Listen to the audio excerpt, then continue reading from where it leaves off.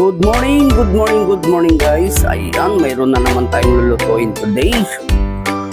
Ang lutuin natin ay paksiw na tilapia. Wow, ang sarap.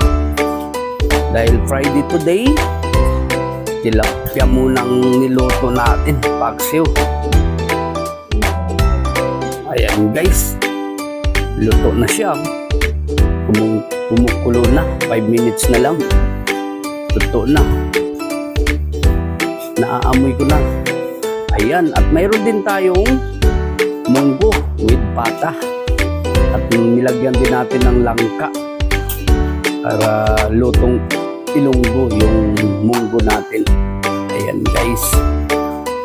Wow. Dahil Friday din ngayon, ang luto natin today, munggo at saka paksiw na tilapia.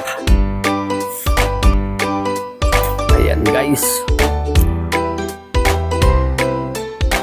mga 10 minutes luto na yan yung ating munggo. Magbabalot na rin tayo.